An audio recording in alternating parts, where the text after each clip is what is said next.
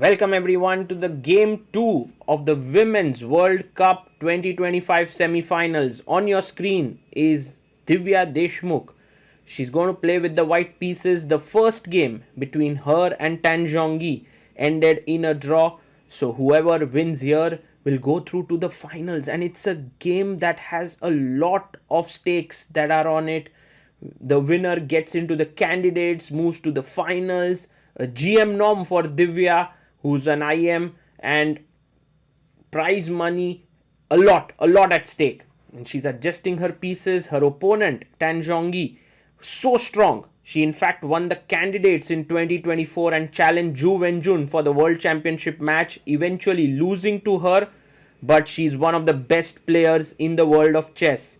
Divya, of course, in this tournament has been incredible. A handshake between the players, and she has shown that she can actually fight with the best in the world, winning against Zhu Jinner, Dronawali Hareka, and so many others.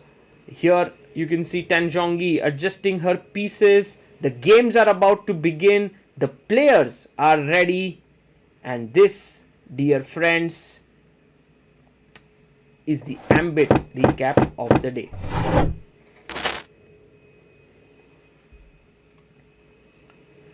Divya, with the white pieces now, opens the game with 1 e4, and this has been her go-to weapon. Her opponent responds with c5, the Sicilian, which shows a clear fighting intention here in this match. Knight to f3, and Tan Zhongyi goes e6. Will Divya go for the open Sicilian with d4? She thinks a bit, and actually quite a bit, 3 minutes, and plays c3. Tan Zhongyi plays knight to f6. Now that your knight can no longer develop to c3, this makes a lot of sense. Divya pushes her pawn to e5. We are in Alpine territory. Knight comes to d5. And now pawn to d4. Very good move. This is standard opening now. We've gone into from the Sicilian main line, which was supposed to happen. Actually, we are in Alpine territory. Pawn takes pawn. And now d6 is a pretty main move, attacking white center. Divya plays pawn to a3, a very useful move because you stop the knight from coming here, and after pawn takes, also checks are stopped. She does take on e5. You can see Tan Zhongyi is playing much faster than Divya. D takes e5. I believe this should be Divya's preparation. She's just trying to recollect her lines. Bishop goes to e7. And now bishop d3. White has more space here with the pawn on e5. But black has a compact position. Knight to d7. Looking at the e5 square. And Divya quickly castles it out here. Black could also castle here. But first, Tan Zhongyi plays b6. She wants to get her bishop to b7. Knight goes to d2. Makes a lot of sense because your knight can jump to c4 and e4 and eventually to the d6 square. And Tan goes knight c5. A check is possible, but then you would just block here with bishop d7. So Divya goes bishop c4, putting pressure on the knight, and I think bishop b7 makes a lot of sense because if you give a check here, I can simply go back knight d7. However, Tan Zhongyi plays knight to c7. I'm a bit surprised with this move that she's chosen because bishop b7 was not a bad idea at all.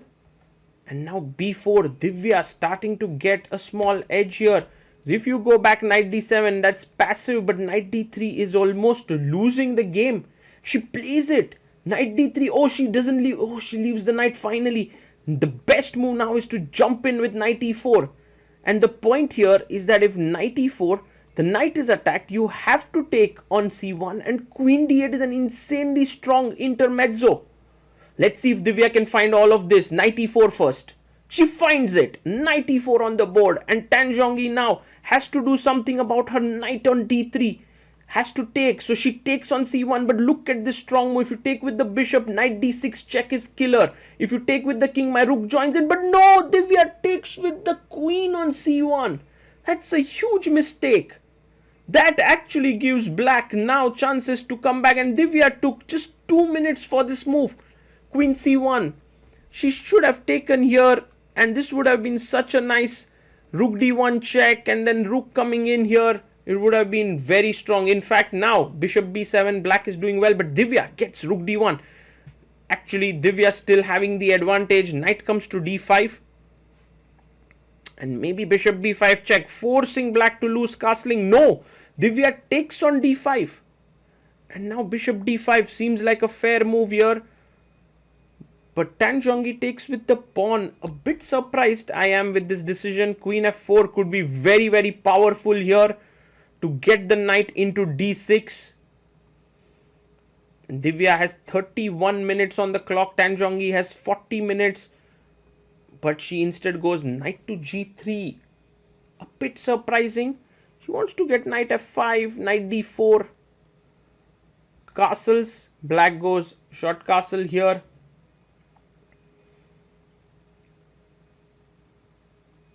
And now white plays the knight to d4. The knight is well positioned in the center of the board. Rook comes to c8. Attacking the queen here. And queen to b2 played here by Divya. Tan Zhongyi brings her rook to e8. And although white's position is very, very nice, look at the knights jumping in, the pawn on e5. Black has some potential because of the bishop pair and also her rooks being very active. Knight jumps to b5. Divya is looking at the d6 square. She's also attacking the pawn on a7. Rook e6 played here by Tan Zhongyi. She's hoping someday she can push the pawn and attack the g2 pawn. Knight takes a7 taken. But guys, now black is actually getting the counterplay in. Rook moving in sideways, looking super strong. Knight to b5. She comes back. And now rook e4 is a very, very powerful move. She finds it. Tan Zhongyi is a very, very strong player. It's not so easy to subdue her easily. Knight comes to d4, and what a move. If you take here, then knight g3, suddenly the rook has to move. And let's say you go rook g4 here. After knight g3, there's knight c6 with a discovery. Anyway, she goes rook e8, and Divya comes back knight f3, g6, pushing the knight away. And now knight to g3, attacking the rook here on e4. Tan goes back to c4, and maybe knight e2 to knight d4 again seems good. She goes rook e1, defending the pawn on e5. Queen comes to c7. So black is a pawn down, but look at the activity here. The pieces are very cool. Divya plays her rook to e2, but now d4 is incoming. Bishop g7, good move here by Tan Zhongyi. Rook e1, doubling down the e file. Players playing quickly. Divya has to make 10 moves with just 2 minutes on the clock, and now the position gets really sharp. If she takes here, she would be in trouble. She goes knight e4, which is a mistake. d3 is incoming. A huge, huge mistake. Tan Zhongyi can now win the game and in fact advance to the finals. What a game this is. Divya was better out of the opening, in fact close to winning, misses that chance. d3, she finds it, and Divya goes knight d6. Now Tan has to find a very important move. No, she makes a mistake with bishop f3. She had to find rook g4. Knight e8, bishop f3, sacking the queen, rook g2 and rook h2 with a win. But instead she took on f3. Divya takes back, and now the rook is hanging here on e8. So you can take, but it's not the best. Queen takes d6 is also a possibility with insane complications. We'll try to analyze that at the end of the game. D takes e2. She takes on e8 with the rook. Knight e8 taken. And now queen c6. Oh, she stops in her tracks. Queen c6 attacking the knight here. Queen e2. I love this move because if queen takes e8, c4 is hanging. And rook c2, she plays queen e4. Queen takes e8 is met with queen takes c2. And so Divya suddenly has managed to convert her difficult position into a win because Tan Zhongyi couldn't find that move. And now big trouble for the Chinese player. She takes on e4. Now rook takes e4, taken by Divya.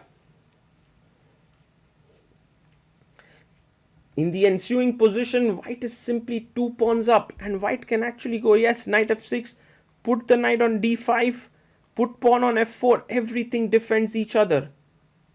She goes a4, good move. And now bishop to d2, attacking the pawn on b4. And Divya brings the knight into the center. Excellent chess. And she has everything in control as she moves to move number 40. Gets 30 extra minutes on the clock. And this should be totally winning now. The way to win this is to be patient. Go f4. Yes, king g2. That's the spirit. f4, h4. Slowly and steadily. Keep grinding. Rook b1 played. And pawn to e6, but why this hurry, Divya? Why did she want to push the pawn? Pawn takes pawn taken. Rook takes pawn. And, well, maybe Divya thought it's the fastest way to reach the pawn on b6. But Tan Zhongyi finds a nice move here.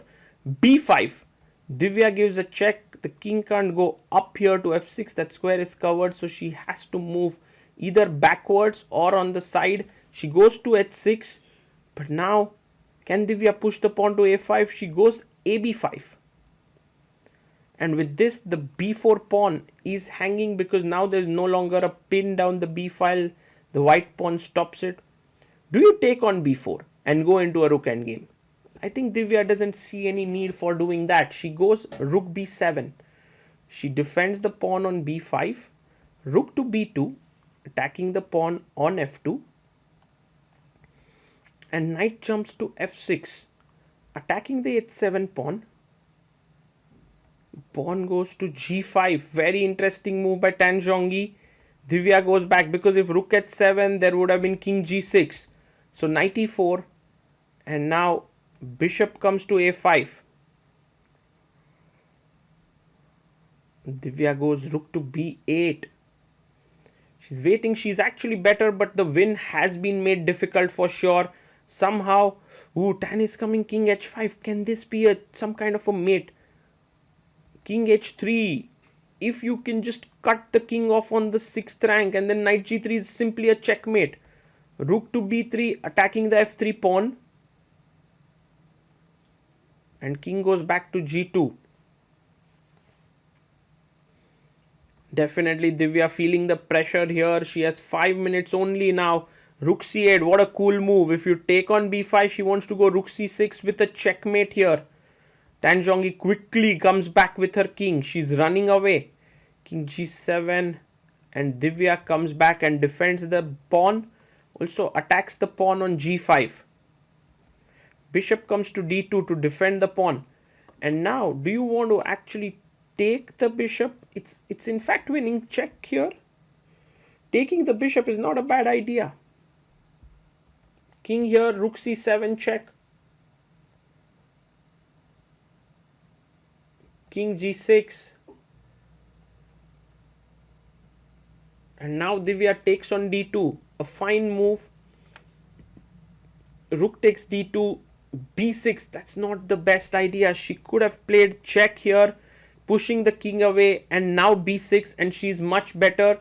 But b6 directly does not work because after rook b2, if you give a check now, the king will come up ahead. And that's a big problem. So Divya has to now decide whether to put rook here or play rook c6. Both of which are slightly unappetizing, I must say. Or she can also push the pawn, by the way, to b7. Why not? But even that is not very clear. And so now Divya starts to think, if she misses this win, she will have to play tie breaks tomorrow. Rook b7 played, and now the position is equal. Tan Zhongyi is back in the game. Rook b1 played. And this is going to be super difficult for Divya. Rook b8. But she doesn't know that she's actually a draw. You know, she's still trying. She's 2 pawns up. King g7. But a mistake here by her opponent. A good move was king h5, keeping the king here. But king g7. Divya is once again winning. b7 seems like the winning move. The winning idea is very cool. In fact, another winning plan is just play h4. Why is that winning? Because after gh, she can go f4, f5, f6. I mean, push even the pawn to b7. And then the king is completely trapped. If king f6, rook f8 check. If king f7, just rook h8 and take the pawn on the side.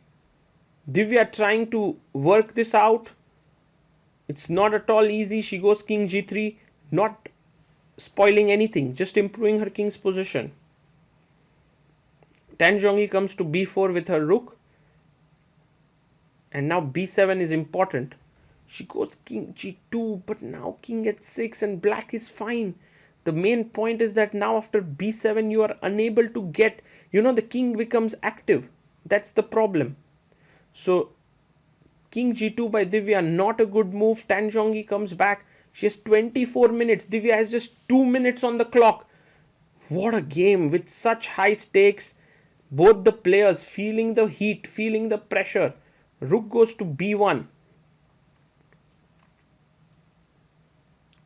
And now that's a mistake because this time b7 should get the win. Also, this move h4, very cool move. Look at this, h4, g takes h4, b7. Let's imagine you wait. f4, you wait. f5, you wait. f6, if you take now, check and I queen. If you go king f7, rook h8, game over. That's the plan. h4 found by Divya, fantastic. Tan Zhongyi tries to keep the g pawn so that the f pawn doesn't become a passer. The idea which we just saw. But h5 played by Divya, fixing the weaknesses here. Rook goes to b7. The king has to come back. And now Divya's totally winning. Just get the king in. Rook check. She's gaining some time by giving a couple of checks. Makes a lot of sense. And now slowly improve the position. King g3. She has 2 minutes 39 seconds. Opponent has 25 minutes. Rook goes to b4. And now another check. Quickly done there by Divya. She knows that every second is important. King g8. And now she finds this beautiful move f4. If you take with the rook, I simply go rook c7, b7, check and queen. So that's why you have to take with the pawn. King g4 and now the king is entering this way. Amazing, amazing. King f8 played and I think just wins. King f5 wins, check also. Very strong, very strong. King f7 and now just f3 is good. She plays her pawn to f3. King comes to f6 and now b7 is winning.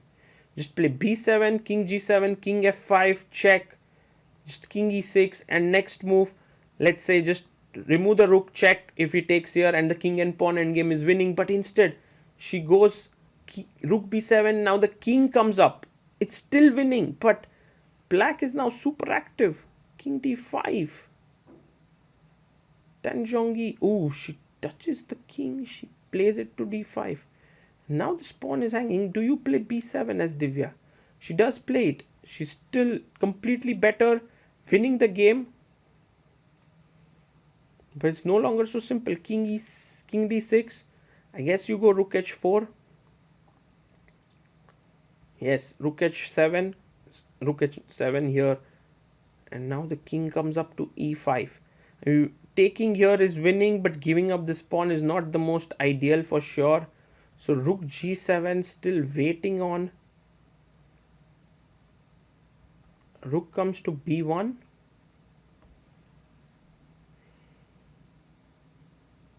And Divya now plays rook e7 check.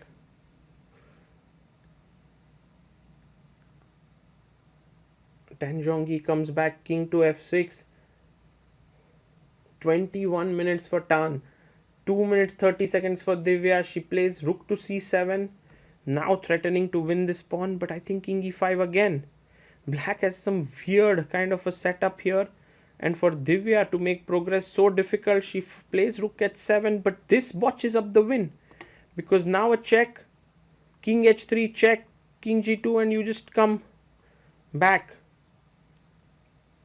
That's a huge mistake now. Tan Zhongyi can draw this game if she's accurate.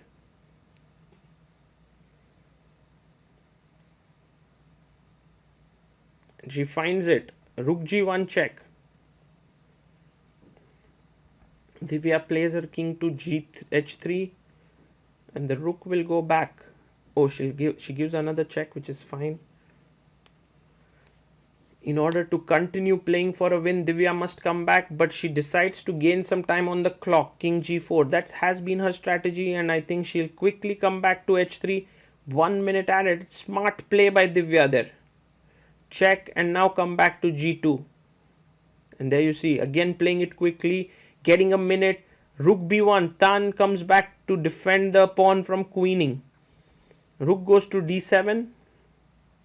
It still feels that this should be winning, but actually it's not. Now the black king is coming in here to win this pawn. Divya decides to now activate her king. She finds this the only way to play for a win here. King g5 played by black. And this has become a super difficult position because after king h5, black has her own counterplay with the h pawn, which is super strong. Well, Divya, good or bad, needs to keep moving ahead now. King d3. If you give a check, I move. If you take the rook, I queen. So there's no point in checking here. King h4, good move. Preparing h5, preparing king g3 as well. Rook g7, Divya stops the black king from advancing. h5 played. And now king e4. Yes, she's trying to win this pawn. Rook b4 check. And now king d5 should be met with rook b3. Very important move, so that later on this pawn is under pressure. No, she blunders with king h3. And now Divya is winning again. King c6. She brings her king in. We'll analyze why this move king h3 was a huge mistake at the end of the game. But all of a sudden, now Divya is totally winning. Because if, imagine the rook was on b3, could have given a check. If the king went on the b file, could take the pawn and win a queen. You could give a check back and win the queen for the rook. And then you would have two passers. But with king h3, you didn't manage to do that. She plays a check. But now king d5 again. Rook b4. King c6. Look at Divya smartly trying to gain the time there. She has been playing on 2 minutes. King b5 played. And now rook goes to c1. But this is exactly what white wanted. Now rook g8. Oh, she goes rook g5 first. Attacking the pawn, forcing the king to come back. As if you went here, then maybe king b6 and then rook would block the check. So king h4 attacks the rook immediately. And Divya now down to her last few seconds. She should play this super carefully. She goes rook g8. A good move. And a check to the king. King c6. Rook comes to b3.